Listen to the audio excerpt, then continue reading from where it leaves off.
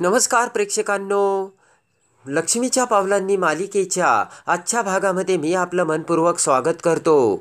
त्यामध्ये आता अद्वैत हा शुद्धीवर आलेला असतो, तर डॉक्टर आता अद्वैतला चेक करतात आणि आता अद्वैत पूर्णतः व्यवस्थित आणि नॉर्मल असल्याचे डॉक्टर आता सरोज सगट सगळ्यांना सांगतात।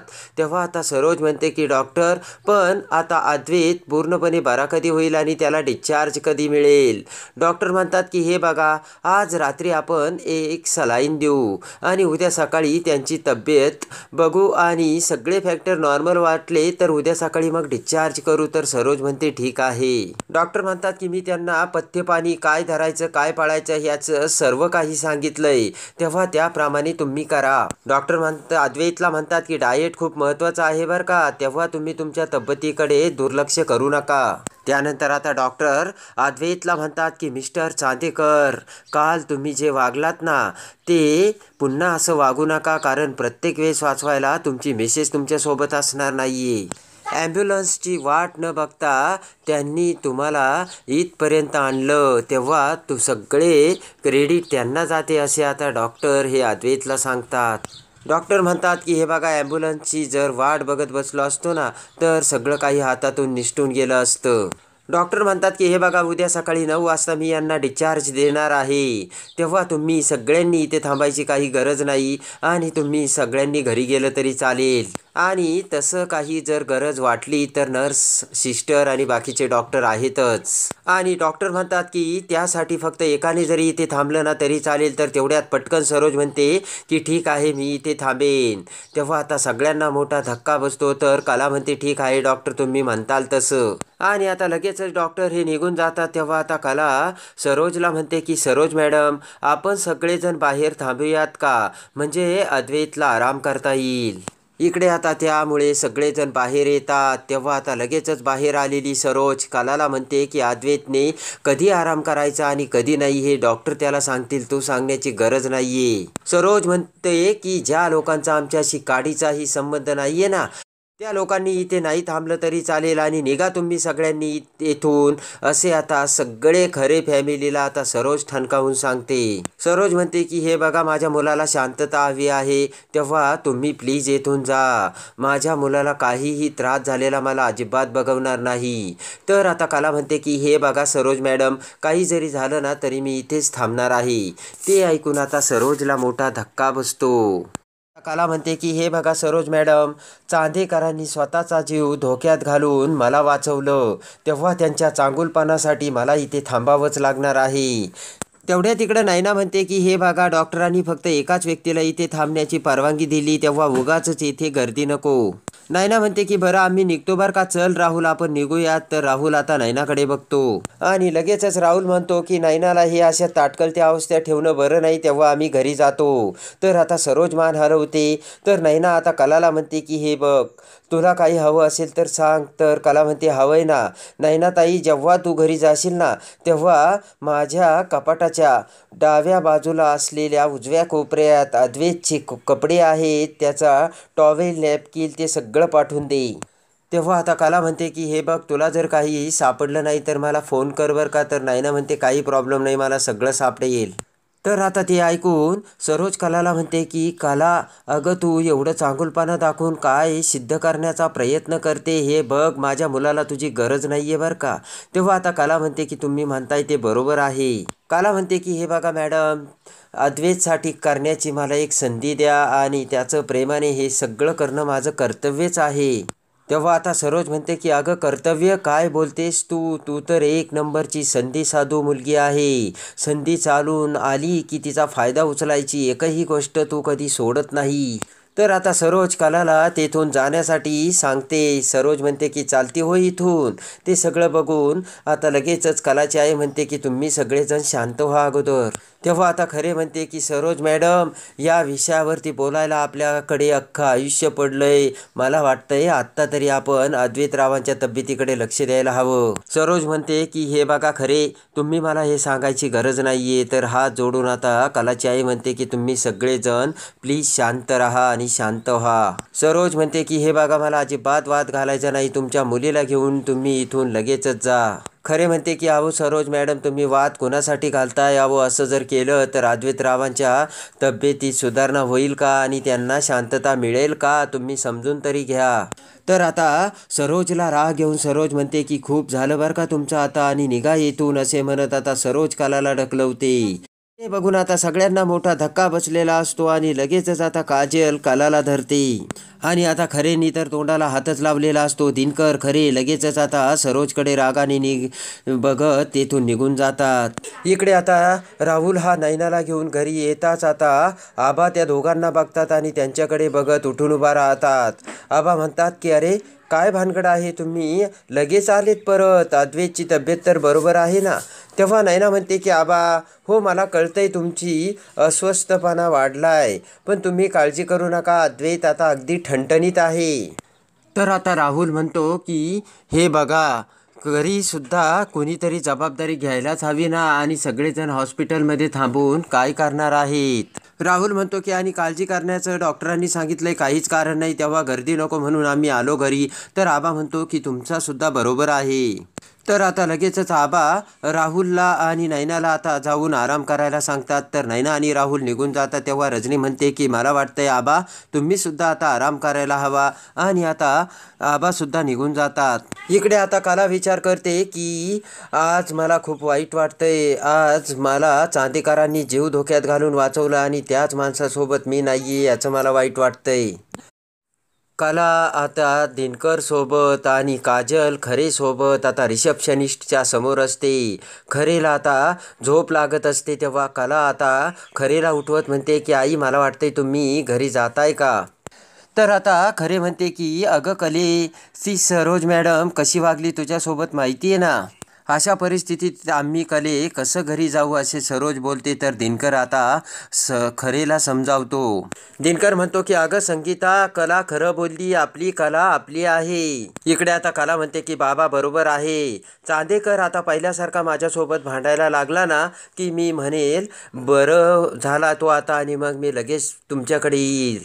संगीता म्हणते की अगं कला, जावई बापूने प्रत्येक संकटाच्या वेळेस आपल्याला मदतच केली आहे आणि तुझा जीवसुद्धा वाचवला, स्वतःच्या जीवाची पर्वासुद्धा त्यांनी केली नाही. कला म्हणते की बरोबर आहे आई. तर आता कलाने संगीताला, दिनकरला आणि काजलला घरी पाठवलेलं असतं. तेव्हा आता सगळेजण घरी जातात. इकडे आता आतमध्ये जाताच राहुल आणि नैना फ्रेश होतात. तर आता नैना म्हणते की काय बेकार स्मेल येत होता त्या हॉस्पिटलमध्ये. तर आता राहुल म्हणतो की पण तू तर तिथे एन्जॉय फील करत होती. नैना म्हणते खरं तर अगोदर करत होती, पण नंतर मला खूप स्मेल यायला लागला. इकडे आता लगेचच राहुल म्हणतो की तू किती छान ॲक्टिंग केली, I am proud of you Naina. तर नैना खुश होते आणि म्हणते की बरं राहुल, मला तुला एक महत्त्वाचं सांगायचंय. राहुल म्हणतो काय गं नैना? तर नैना म्हणते हे बघ, अद्वैत आणि कला आता त्यांच्या आजारपणात बिझी आहेत आणि याचाच तर तुला आता फायदा उचलायचा आहे. नैना म्हणते की त्यासाठी आता आबांच्या नजरेत तुला खूप छान करून दाखवायचंय आणि आबा तुझ्यावरती इम्प्रेस झाले पाहिजे, असे आता नैना ही राहुलला सांगते. राहुल म्हणतो की नैना तू अगदी बरोबर बोललीस आणि आय एम इम्प्रेस्ड. तर लगेचच नैना खुश होते. इकडे आता हॉस्पिटलमध्ये कला विचारात पडलेली असते. कला म्हणते की आज चांदेकरांनी स्वतःचा जीव धोक्यात घालून माझा जीव वाचवला, तेव्हा आता मला चांगुलपणाची त्याची परतफेड करावीच लागेल आणि त्यासाठी मला त्याची काळजी घ्यावाच लागेल. तेव्हा आता अंबाबाई मी काय करू, असे आता कला विचार करत असते. कला म्हणते की त्याला काय हवं आणि काय नको हे मी आता कसं ओळखू आणि कसं त्याला देऊ, तूच यातून मला आता मार्ग दाखव, असे आता कला अंबाबाईची प्रार्थना करत बोलते. आणि कला आता तिथेच बाहेर हॉस्पिटलमध्ये एरझऱ्या मारत असताना एक सिस्टर तिची ड्युटी संपताच ड्रेस चेंज करून आता बाहेर येते आणि फोनवर बोलत बोलत म्हणते की हा हॅलो, निघालेच बरं का मी आता हॉस्पिटलमधून, आणि ती सिस्टर तिथून निघून जाते. तर आता लगेच ते बघून कलाच्या डोक्यात एक आयडिया येते आणि कला लगेच त्या चेंजिंग रूममध्ये जाते आणि सिस्टरचे कपडे घालते आणि बाहेर येते. इकडे आता नर्स बनवून कला ही तोंडाला आता मास्क लावून बाहेर आलेली असते. तर आता सरोज डॉक्टरसोबत बोलत असते. डॉक्टर आता सरोजला काही औषधं लिहून देतात आणि ते आणण्यासाठी सांगतात. आणि आता डॉक्टर ती औषधाची फाईल सरोजच्या हाती देतात. सरोज आता औषधं आणायला जाऊ लागते. तर लगेचच कला ही नर्सच्या वेशात समोर बघते. तर आता पुन्हा सरोज ही कलाच्या खांद्यावर हात ठेवत आता एक्सक्यूज मी असे म्हणत त्या औषधाविषयी कलाला विचारू लागते.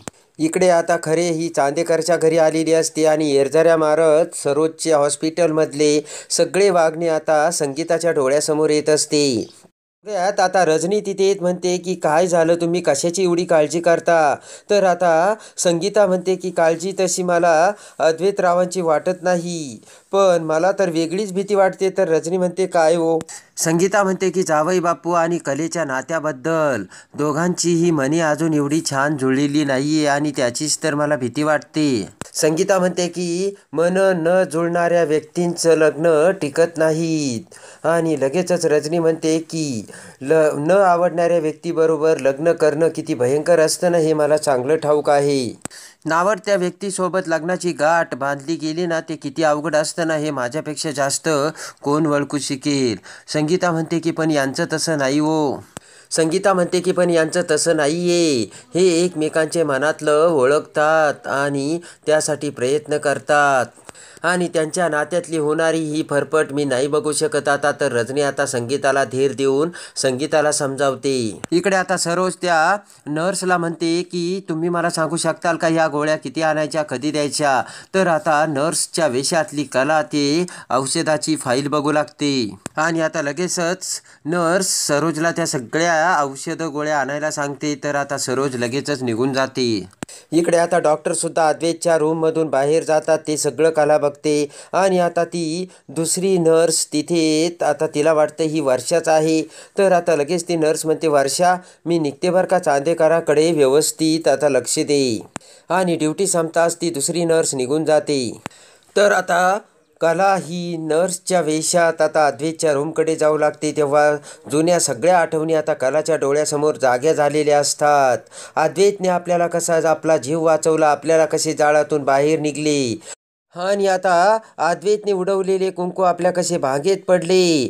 तर आता घराच्या दरवाजावर आपल्या हाताचा पंजा कुंकवाने उमटून कला हीच या घरची मोठी सून असल्याचे आबांनी कसे सांगितले, हे सगळे आता कलाच्या डोळ्यासमोर येत असतं.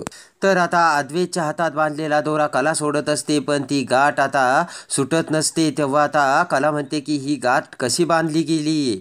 पाठीमागून रजनीने सांगितलेले असते की ही गाठ आता अंबाबाईने बांधली, ती कधीच सुटणार नाहीये. हे आता कलाला आठवतं आणि आता नर्स कशी आपण अंबाबाईची आठवण काढत असताना तेथून गेली आणि आपण कसा नर्सचा ड्रेस घातला हे आता कलाला आठवतं. आणि डोळे झाकून आता कला विचार करते की अंबाबाई तुझ्या मनात काय आहे ते मला माहीत नाही, पण आता तूच यातून मला मार्ग दाखव. आणि सगळं ते आता कलाच्या डोळ्यासमोर येत असतं. तर तेवढ्या तिकडे आता अद्वैतला आता तहान लागलेली असते आणि अद्वैतला पाणी प्यायचं असतं.